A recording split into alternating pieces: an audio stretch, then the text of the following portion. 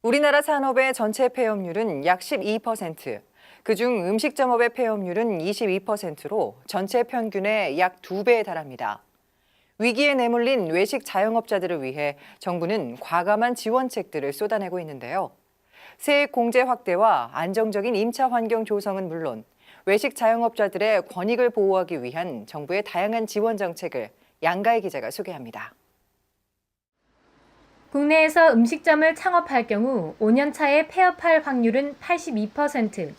이미 시장은 포화 상태지만 퇴직한 베이비붐 세대와 취업이 쉽지 않은 청년들마저 외식업에 뛰어들면서 생계형 외식 자영업은 늘고 있습니다. 5년 전보다는 조금은 경기가 안 좋다 보니까 매상에 관계에서 조금 저기 하고 또 종업원들 인건비도 있고 가게세도 다 비싸잖아요, 요즘은.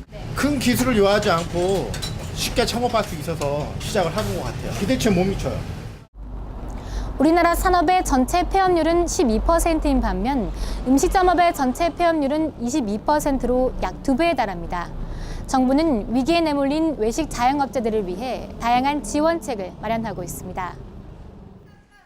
우선 면세 농산물 의제 매입 세액 공제가 확대됩니다. 음식점에서 판매되는 음식은 과세 물품, 음식을 만드는 데 필요한 식재료는 면세 물품으로 분류됩니다. 의제 매입 세액 공제란 부가세를 받는 음식을 만들어 판매했을 때 여기에 사용된 농수산물 등 면세 물품에 대해 일정한 비율로 부가세를 계산해 환급해주는 제도입니다. 정부는 이달부터 의제 매입 세액 공제 한도를 확대하기로 했습니다. 현행 공제 한도는 35%에서 60%까지인데 이 부분을 5%포인트 상향 조정해서 음식업자들이 연 100만 원 정도의 효과를 볼 수 있도록 그렇게 제도를 개선을 하게 되었습니다. 또한 연매출 10억 원 이하의 사업자일 경우 카드 매출 세액 공제 한도를 오는 2020년까지 500만 원에서 700만 원으로 상향 조정할 계획입니다. 외식 자영업자들의 권익을 보호하기 위한 지원 대책도 마련됩니다.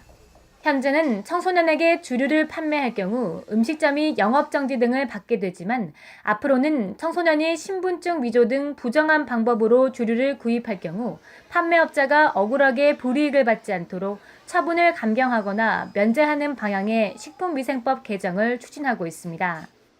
안정적인 임차 환경을 조성하기 위해 환산보증금 상향도 추진합니다.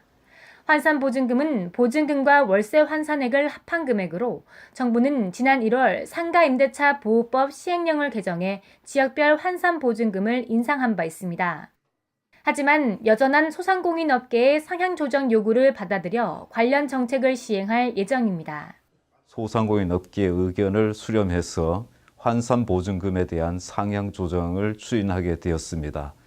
금년 중에 실태조사를 실시해서 현재 90%까지 보호받고 있는 환산보증금을 95%까지 보호받을 수 있도록 상향 조정할 계획입니다.